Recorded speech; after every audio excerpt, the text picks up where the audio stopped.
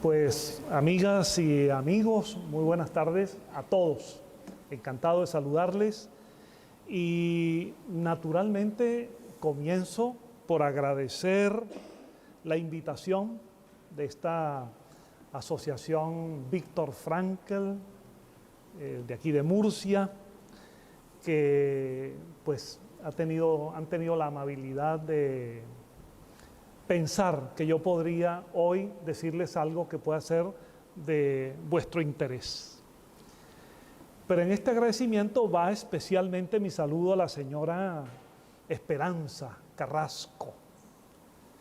Les puedo asegurar que a su empeño, a su particular empeño, literalmente se debe que estemos aquí hoy, o al menos que yo lo esté. Así que le agradezco mucho la invitación. Y me honra mucho, me honra poder hacerlo en un espacio donde el nombre de Viktor Frankl, del doctor Viktor Frankl, es conocido y al que se le rinde un tributo de admiración y de respeto. Porque esto me trae a mí resonancias afectivas y de conocimiento muy intensas.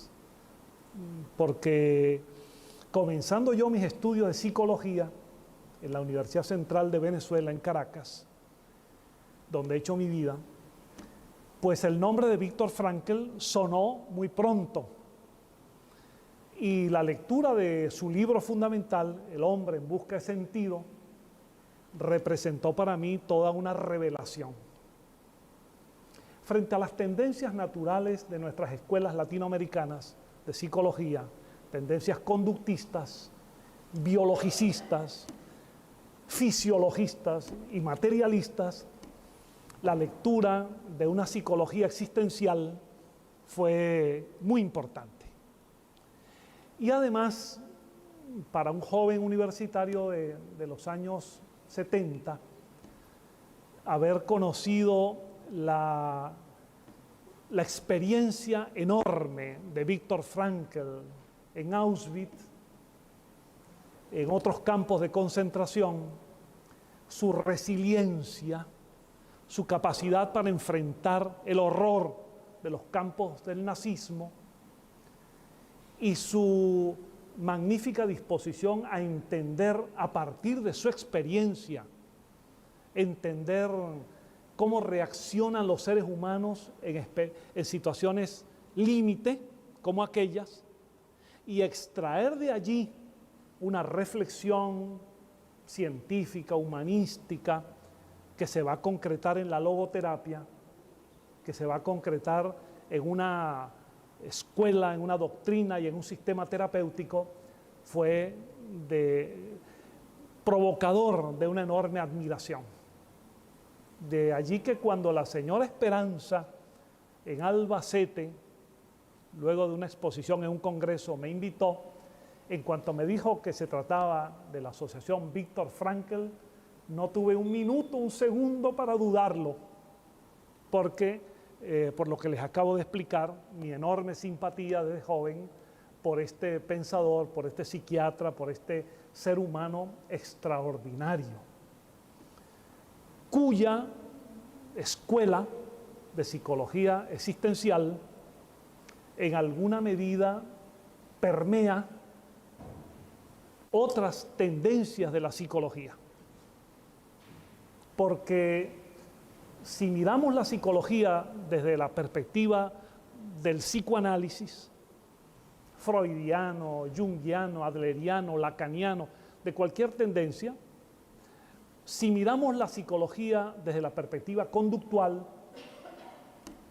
si la miramos desde una visión humanista o transpersonal, que es una cuarta fuerza de la psicología actual, hay como una transversalidad, porque todas están tocadas por esta concepción de que en última instancia el ser humano busca el sentido de su existencia. Y esto es muy importante clínicamente para el abordaje terapéutico de numerosos conflictos y de numerosos trastornos. De modo que la logoterapia le sirve a muchas otras corrientes de la psicología, a muchos otros sistemas terapéuticos.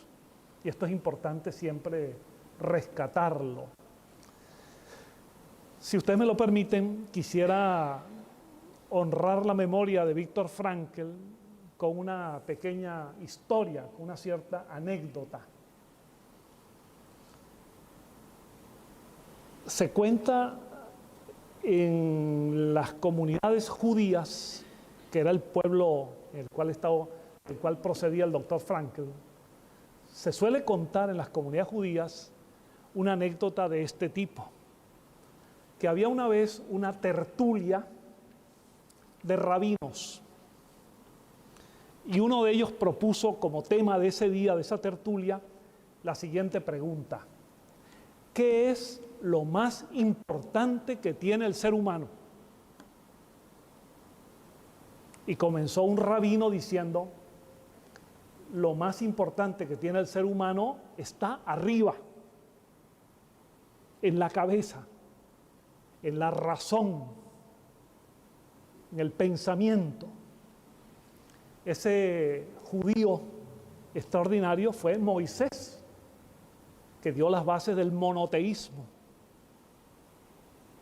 Pero terció otro rabino y dijo: no, lo más importante está más abajo, está en el corazón, en los sentimientos, en el amor. Estaba hablando de ese gran judío que fue Jesús.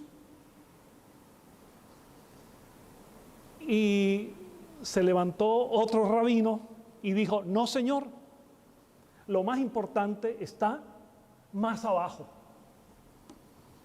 en el estómago, porque la lucha por la sobrevivencia, el determinismo económico, mueve la conducta humana.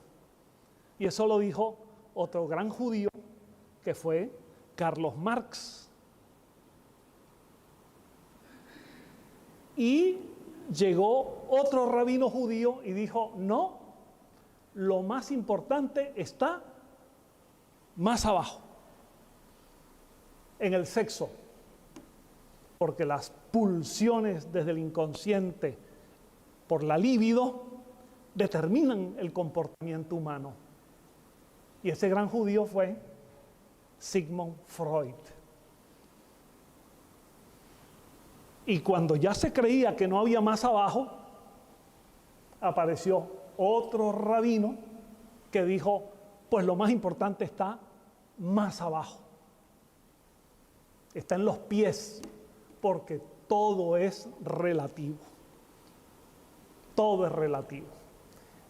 Eso lo dijo un admirable judío que fue Albert Einstein. Por supuesto, es una anécdota que glorifica las lumbreras de la cultura judía en la historia de la humanidad. Y yo me permito modestamente agregar que otro judío extraordinario dijo: pues lo más importante no está ni arriba, ni en el medio, ni abajo. Está en la totalidad, en la concepción del ser humano como un ente bio, psico, socio, espiritual. Un ser humano que en su totalidad busca sentido a su vida, sentido a su existencia. Y eso fue este otro gran judío, el doctor Viktor Frankl. De modo que por eso es nuestro tributo de admiración a este psiquiatra y sobre todo este hombre resiliente que nos dio una lección de ética y de moralidad, que supo descubrir en aquellos campos de concentración el espectro de condiciones humanas. Encontró entre los propios prisioneros de los campos que unos delataban a otros por un mendrugo de pan, pero también encontró que muchos eran capaces de entregar su ración magra a favor de otro que estaba en peores condiciones que ellos. De modo que es un reconocimiento a la estatura moral e intelectual del doctor Viktor Frankl. Y yo felicito a la asociación que aquí se reúne en su nombre. Pues me han solicitado que les hable hoy de valores y de espíritu, desde la mirada de un testimonio personal. Yo he deducido que los organizadores de esta actividad se les ocurrió invitarme a mí a hablar de valores y de espíritu a propósito de un programa de radio mío que transmito desde Caracas y desde Miami desde hace 23 años y que se llama precisamente Valores del Espíritu. Eso me hizo suponer un nombre tan original para una conferencia en que me piden que les hable de valores y de espíritu. Y yo dije, esto debe ser que suponen que mi programa tiene que ver directamente con eso. Y sí lo tiene, mas no da la idea exacta, pero no entraremos en ello. Quiero decirles que mi testimonio personal, lo que pueda tener de interés para ustedes, permítame que hablen el ustedes y no en el vosotros, lo que puede tener de interés para ustedes, de mi andadura vital y profesional, básicamente está ubicado en dos campos. El de la psicología y el de la comunicación social. Y el de la psicología, a su vez, subdividido en dos vertientes. La psicología en tanto que ejercicio clínico y la psicología en tanto que ejercicio docente. De modo que me voy a permitir ofrecerles algunos comentarios en torno a esto, desde el concepto de valores y de espiritualidad. Ustedes saben que los valores son básicamente principios o referencias que nos hacen en general ser los valores positivos. Pudiera no haberlos de esa manera, los valores positivos nos hacen ser mejores personas. Y es un concepto muy subjetivo, y más si me piden que yo lo haga desde un testimonio personal. Es subjetivo, porque mis valores no tienen que ser necesariamente los de cada uno de ustedes, y mucho menos la jerarquía de los valores. Porque los valores en cada persona, en cada uno, tiene su jerarquía. Así como en Platón las ideas tenían desde la idea magna hasta ideas menores, una jerarquía, en la ética, en la axiología, el estudio de los valores, estos tienen una jerarquía. Entonces, para los estrechos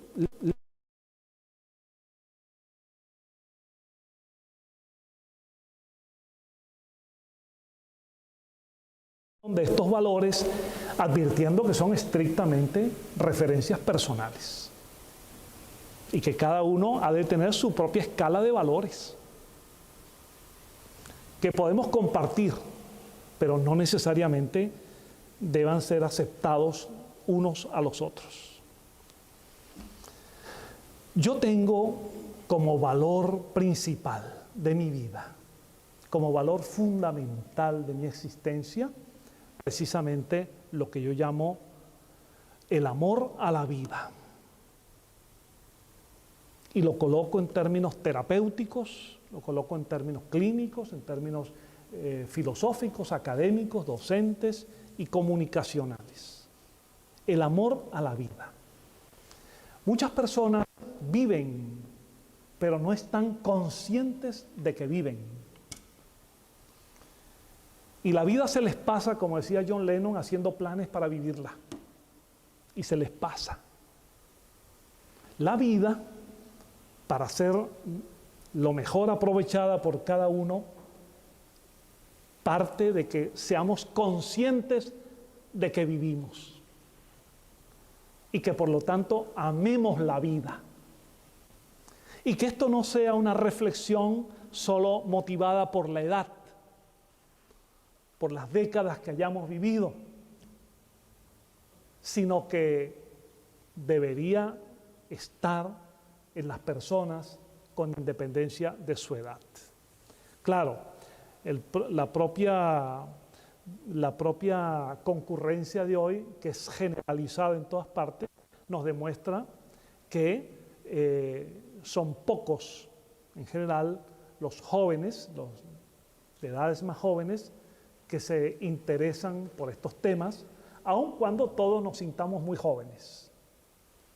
Pero objetivamente hablando, eso que llamamos la juventud, después de la adolescencia, pues poco tienden a escuchar estas reflexiones, con las excepciones del caso, porque están simplemente viviendo, algunos sobreviviendo.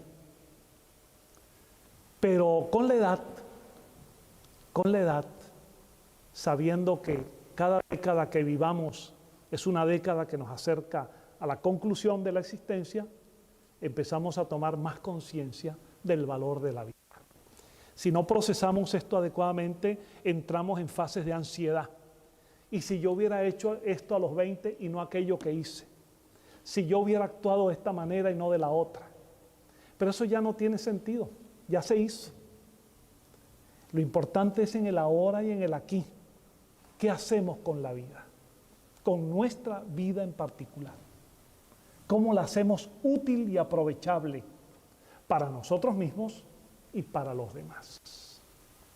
Entonces, si no se entiende y no se ama la vida, disminuye la motivación y no estamos impulsados a las grandes realizaciones en todos los aspectos de cada uno de nosotros. Por eso, amar la vida es el valor fundamental, porque sintiéndonos que vivimos con los demás que también viven, con los cuales establecemos una relación, sintiendo eso, es que podemos actuar muy positivamente por nosotros y por los demás y por el mundo mejor que todos de alguna manera deseamos. El amor a la vida parte de valores como la autoestima. Querernos. Y no admitir de nadie ni de nada que nos infravaloren. Si esto fuese asumido por las personas, yo les puedo asegurar que los psicólogos clínicos perderíamos mucha clientela, porque un porcentaje alto de los pacientes van por razones de su baja autoestima. Y por ello siempre invitamos a autoestima adecuada. Como dijo el creador de la psicología de la Gestalt, Fritz Perls, decía, vamos a repetirnos como si fuera un mantra. Yo soy, yo existo, yo valgo. Y no permitir que nadie nos disminuya de tal manera, nos descalifique de tal manera o nos anule de tal manera que nos sintamos una sombra. Es decir, la sombra es la única figura geométrica que no ocupa lugar. No, porque tenemos un lugar. Vivir con autoestima, vivir con ideales, cualesquiera que sean, de la naturaleza que sean, que nos hagan crecer y ser mejores personas, y darle sentido a la vida. A lo Víctor Frankl, darnos respuestas, algún momento detenernos, después de comer, después de dormir, después de hacer el amor, después de lo que hagamos, tener momentos para preguntarnos, ¿qué hago yo aquí? ¿Para qué estoy aquí? ¿Qué puedo hacer por mí y por los demás? Allí le damos sentido a la vida y no pasamos inútilmente como sombras. Filosóficamente, siempre repudié algunas frases, no todas, de las corrientes existencialistas materialistas.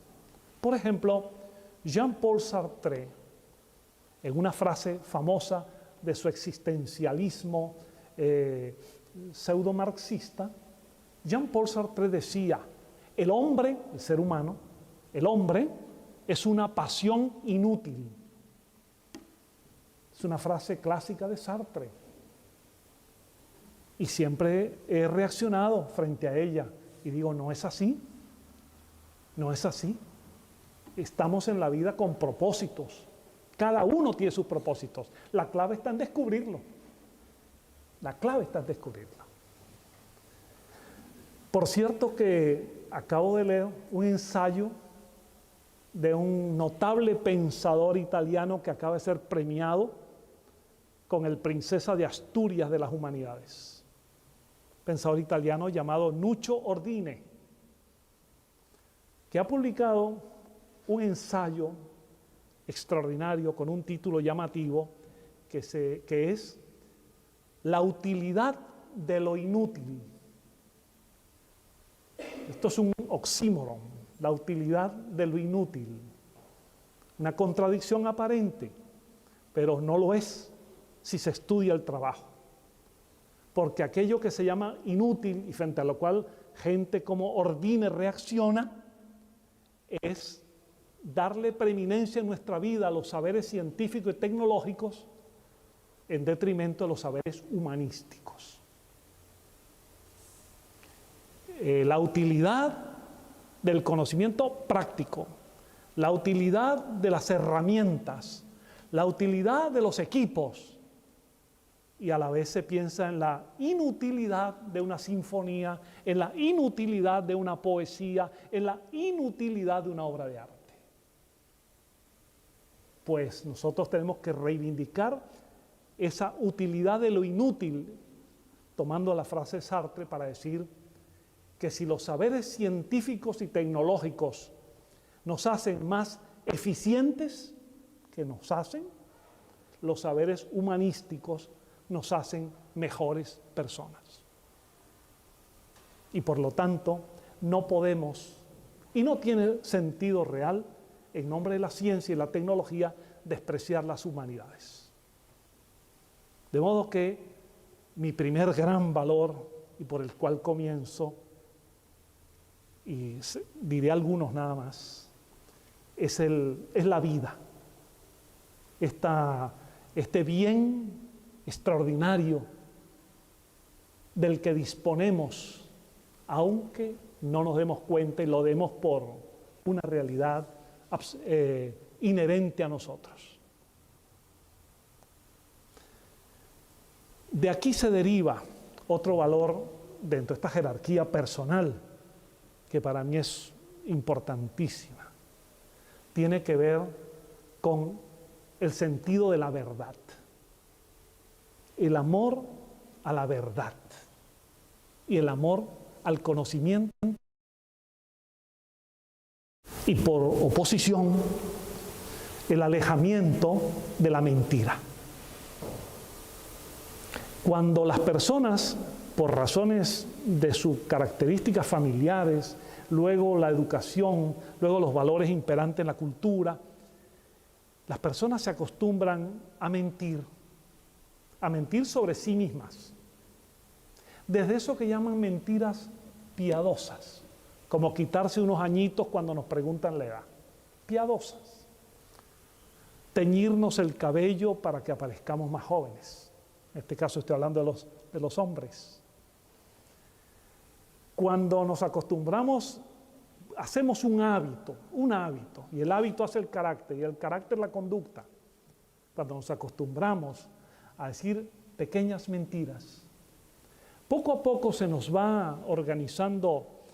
En América decimos un rompecabezas, aquí sería un puzzle de nuestra vida, en el cual llega un momento que no distinguimos del todo lo que es mentira, lo que es verdad, lo que dijimos. Si nos atrapan como una mentira, la solapamos con otra y finalmente terminamos complicados. La persona que en su vida descubre la transparencia, decir la verdad, aunque sea difícil, aun cuando la verdad a veces se administra. Cuando atendemos pacientes, los médicos, los psiquiatras, psicólogos, terapeutas, cuando atendemos pacientes, a veces una verdad cruda y desnuda quizás no ayude para la reacción emocional, pero hay que encontrar un camino para desvelarla, para llevarla al conocimiento de la persona. Pero si hacemos de nuestra vida una mentira tras de otra, finalmente nos vamos a sentir muy insatisfechos con nosotros mismos.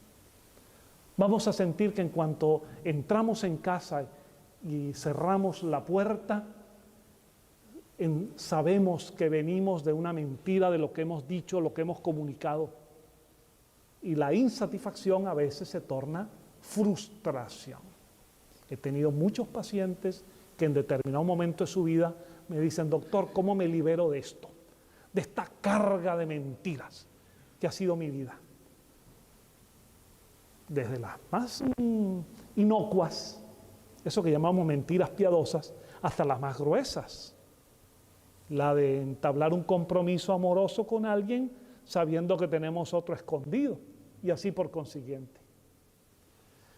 De modo que produce frustración y produce insatisfacción. Esta búsqueda de la verdad tiene mucho que ver con el conocimiento, con la reflexión, con la meditación. Y entendiendo los cambios, entendiendo la dinámica de los tiempos, entendiendo que cada generación y cada época tiene sus propias características, yo digo que algunos de los que somos de anteriores generaciones, en que no había esta tecnología de la información tan divulgada, había otra de menor alcance, pero yo digo que fue hermoso, por lo menos para muchos de nosotros, el despertar intelectual, los que encontramos en casa y luego nos enamoramos de los libros de Julio Verne o de Emilio Salgari, y nos encantaban las aventuras de D'Artagnan, o de los corsarios, o del Capitán Nemo. Pues empezamos a formar una cultura de la lectura, de ese enorme enriquecimiento. Y solo hay descubrimiento de la verdad de las cosas a partir del estudio, a partir de la superación de conductas dogmáticas, de verdades absolutas y definitivas, dichas por tradición, o porque los libros sagrados así lo señalan, o porque se repite por la autoridad, o los fanatismos, que son conductas ajenas al crecimiento personal y ajenas a los valores más elevados. El fanático no cree en Dios, él se cree un Dios. El fanático es incapaz de escuchar, de entender al otro, porque su verdad es la única verdad. El fanático no solamente no cambia de opinión, el fanático además no quiere escuchar una opinión diferente. Y peor aún, el fanático es aquel que, no cambiando opinión, quiere que su opinión sea la de los demás. De modo que tomo como un gran valor la búsqueda de la verdad, como norte, como brújula. Por supuesto, la verdad es relativa, subjetiva, no siempre las verdades de uno son las verdades del otro, pero hay una línea básica que nos dice que si nos ajustamos a una ética de la verdad, nos va a ir mejor en la vida. Esto lo emparento con otro gran valor, que es el de la autenticidad. El de la autenticidad.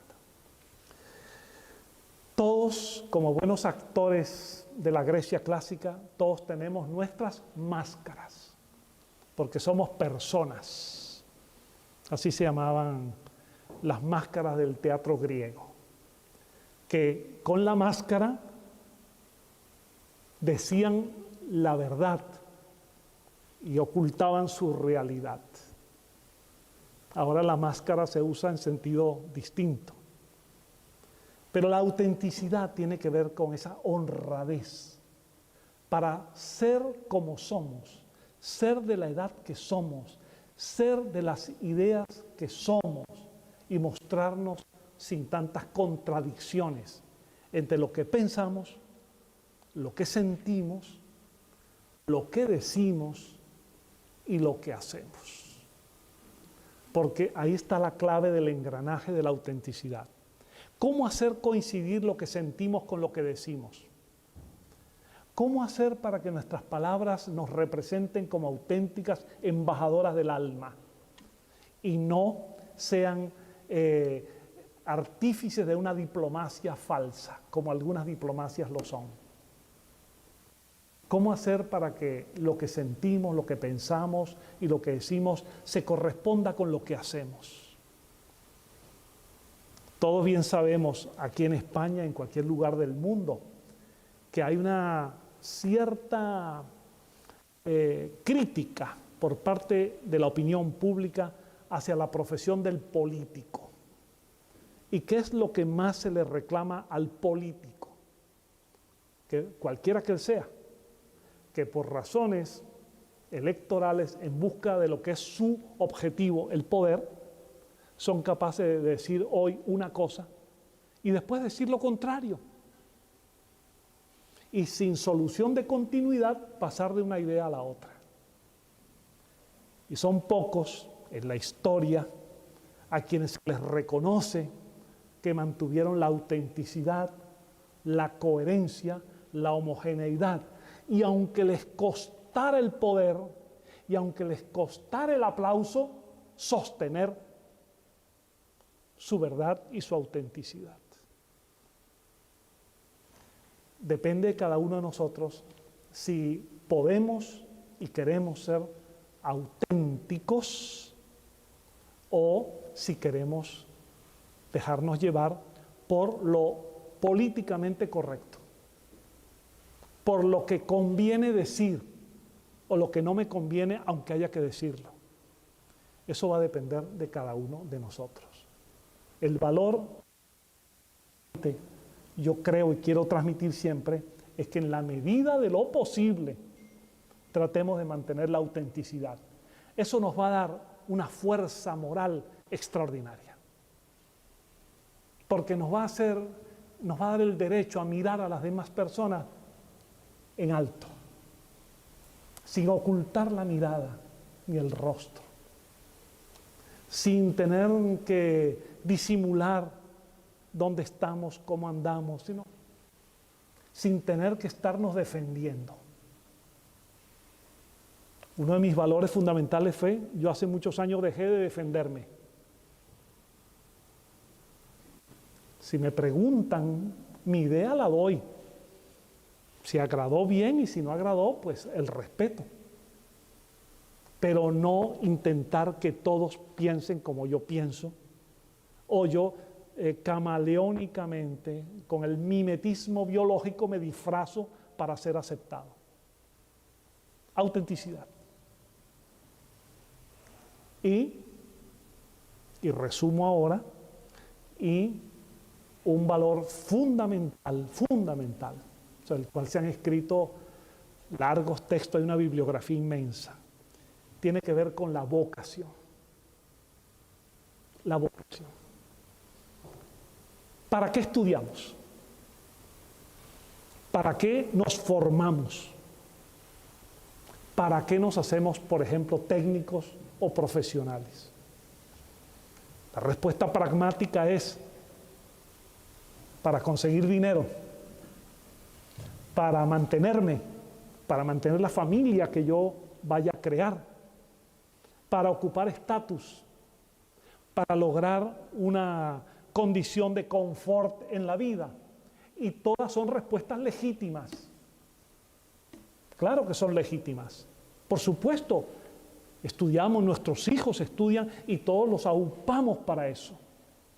Pero la gran pregunta es, ¿ese es el leitmotiv? ¿Esa es la razón de ser de una profesión? ¿Ganar dinero? Ese es un factor, un ingrediente importante, pero esa es la razón. Y de la respuesta que demos va a depender muchísimo cómo ejercemos nuestra actividad en el medio laboral o profesional. Como psicólogos, como médicos, como ingenieros, como educadores, y así por consiguiente.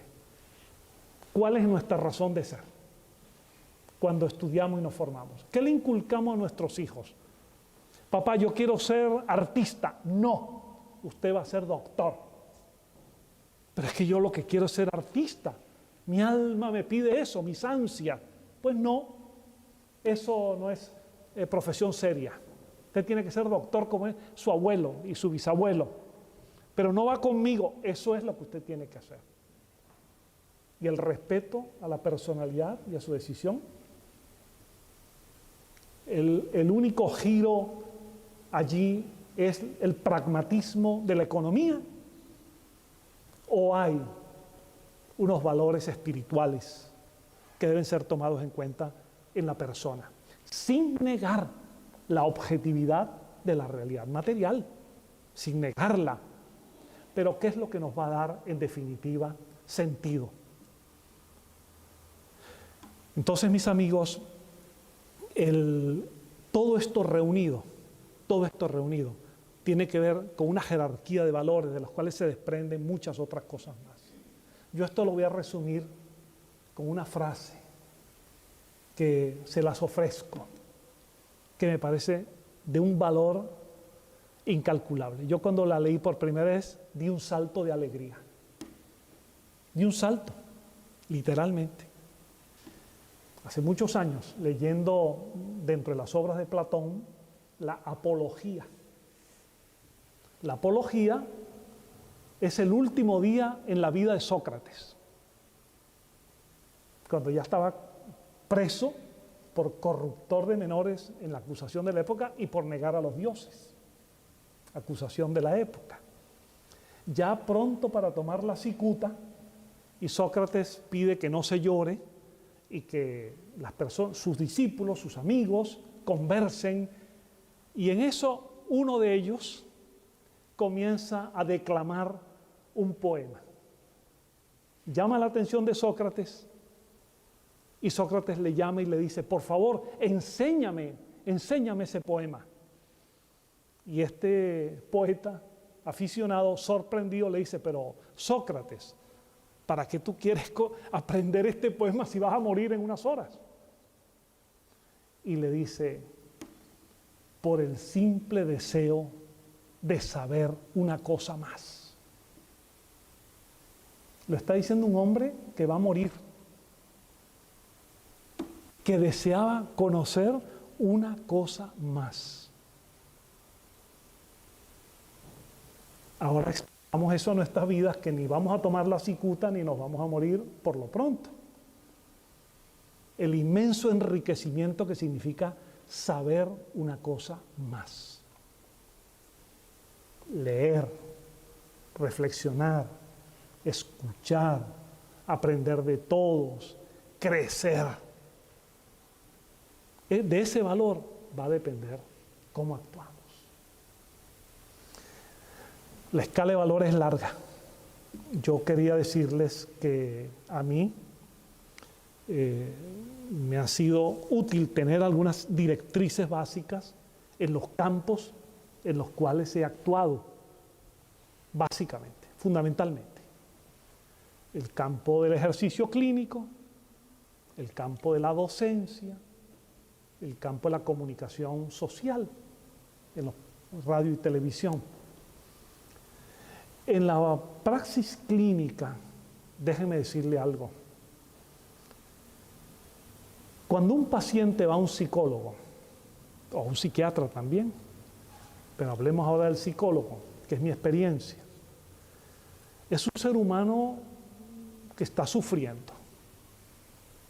Cualquiera sea el motivo, desde una neurosis, una fobia, una adicción, un problema de obesidad, una dificultad de interacción personal, una pérdida de autoestima, una degradación social, una estigmatización. lo que sea.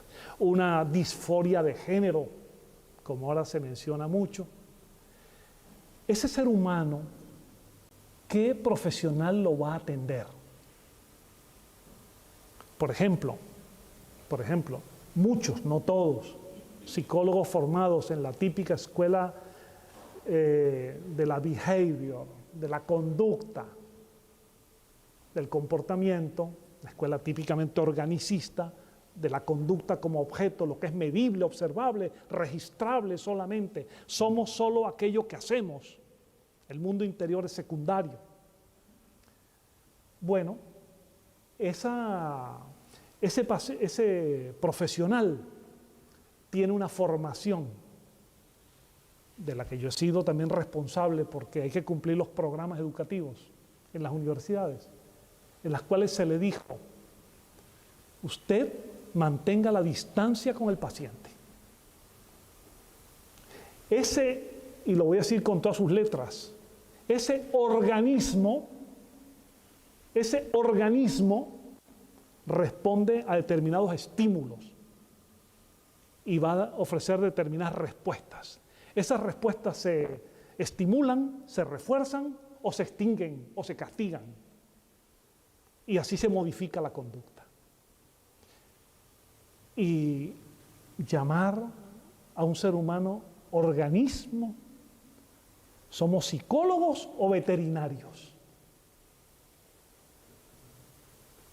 ¿Cómo que tratamos al ser humano desde esa variable importante de la conducta, ignorando el grueso de los procesos internos, no visibles, no observables, pero que se agitan y actúan en el ser humano? O ha recibido también una formación en la que en la clínica, quizás alguno de ustedes lo ha vivido, va a la consulta, que a veces no es barata, y se encuentran con un reloj de arena, iba a decir una clepsidra, un reloj de arena. Porque la cita médica, la cita con el psicólogo dura 45 minutos.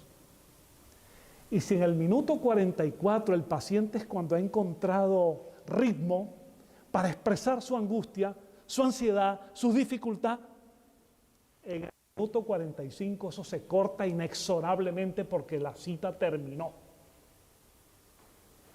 Venga la semana que viene, pague otra vez. Por supuesto, no toda la psicología, no todos los psicólogos conductuales actúan así. Yo un poco exagero con la idea de señalar que no se puede utilizar el pragmatismo que antes mencionaba de la escala del dinero como elemento de referencia para ejercer una profesión, ignorando la necesidad del rapport, de la relación. Eso que Viktor Frankl habló también. Cuando, en mi caso, en la administración de la verdad como valor, me ha llegado un paciente con dificultades severas, con base o no orgánica, con expresión conductual objetiva o no, y ese paciente me pregunta: doctor, ¿usted me puede curar? Salta la duda, ¿le digo la verdad total o no? Y mi respuesta siempre es de este tipo, le digo: yo no sé si lo puedo curar. Solo sé una cosa: usted ha venido a mí, créame que yo voy a hacer todo lo que esté a mi alcance para ayudarlo y curarlo. No sé si lo lograré, pero yo voy a poner de mi parte. Y eso sacude. Y el paciente generalmente piensa o lo dice: y yo también voy a hacer lo mío. Vamos a trabajar. Pero esa relación impersonal, donde se le enseña al muchacho, al joven en la universidad: no te comprometas con el paciente. Tú eres una estatua allí, observa al paciente. No te comprometas con él, no sufras con su sufrimiento. Está bien que no haya dependencia ni contradependencia, ni transferencias, pero no somos estatuas.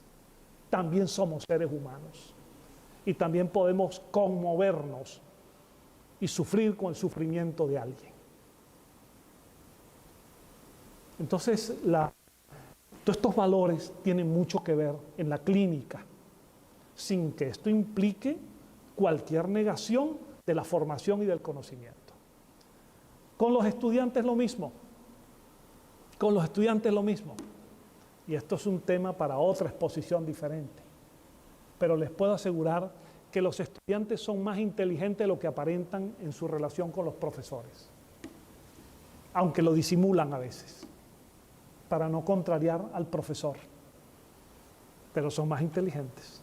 Cuando han saltado ya los ciclos secundarios universitarios, ya como adultos, ellos saben qué profesor le puso el alma a su materia y cuál profesor simplemente cumplió con un programa. Ellos lo saben. Y a mí miles de estudiantes me dijeron, profesor, siempre supimos, independientemente de estar o no de acuerdo, que usted, lo que transmitía, usted creía en eso.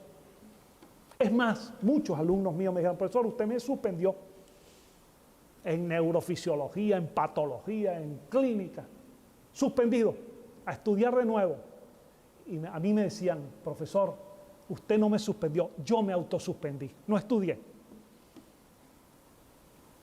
Y terminamos en una relación posterior de colegas. Eso solo es posible a partir de una motivación del profesional.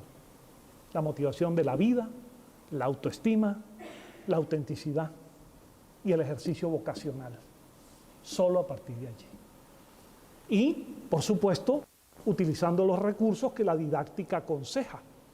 Uno de ellos, al cual solo me voy a referir ahora, tiene que ver con la diferencia que hay entre el profesor que sabe, pero no sabe transmitir. Pregúntenle a cualquiera de sus hijos o a cualquier estudiante si notan esa diferencia.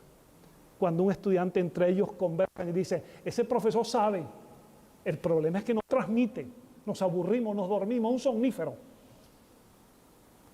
¿Cómo lograr? Solo con la motivación del docente y un ejercicio vocacional en el que va por un sueldo, le interesa la conquista sindical, pero el leitmotiv, la razón de ser, es que él es un didacta y en sus manos está, como arcilla maleable, sus niños y sus jóvenes. Si no se siente eso, hay profesores que cumplen su labor, pero no auténticos pedagogos intelectuales y del alma. Y sobre todo el lenguaje. Uno de los grandes problemas que tenemos con el lenguaje es que algunos se confunden en el área académica utilizando lenguajes deliberadamente confusos. Una vez, y esto me sirvió de lección para toda mi vida, era yo un estudiante universitario de psicología e invitaron a un profesor de un país suramericano donde el ego está muy hipertrofiado y que no voy a nombrar, un colega a dar una conferencia en un auditorio de la Universidad en Caracas sobre psicología clínica. Y habló durante una hora y media magistralmente.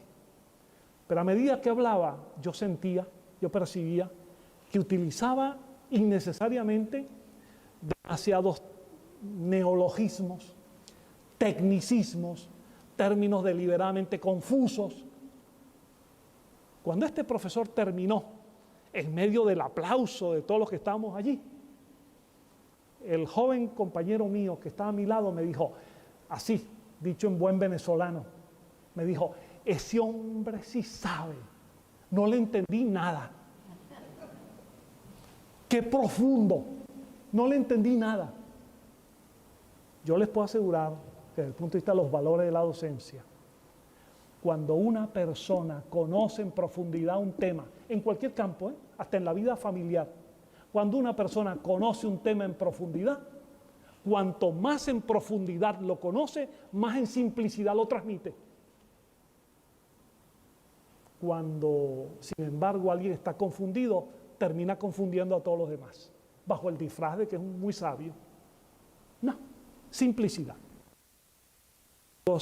Mis amigos, en la experiencia comunicacional, que también sería un campo distinto, yo les puedo asegurar, si en la práctica clínica he tenido centenares de pacientes, si como profesor he tenido algunos miles de estudiantes, más de 30 años, como comunicador en radio y en televisión he tenido decenas de miles de oyentes y telespectadores. Y las leyes son las mismas. Transmitir aquello en lo que uno cree. Hablar de lo que uno sabe. No sucumbir a la tentación de hablar de todo en todas partes, en todo momento. Si a mí la señora Esperanza me hubiera invitado a dar una conferencia de física cuántica, le hubiera dicho que no, porque lo que conozco son apenas rudimentos. O si me invitan a hablar de ingeniería aeroespacial, pues me niego. Hay que hablar de lo que uno cree que puede decir algo útil a los demás, no hacerles perder el tiempo. Y es lo que yo he pretendido esta tarde, mis amigos. Churchill decía, un buen expositor es aquel que agota el tema, pero no agota al auditorio. Yo no he agotado el tema, pero sí espero no haberlos agotado. De manera que yo les agradezco profundamente la atención y espero que alguna de estas ideas pueda servirles para su reflexión. No pretendo que nadie piense como yo, pero sí permítanme invitarles a pensar. Piensen como quieran, pero piensen. Agradezco mucho su atención.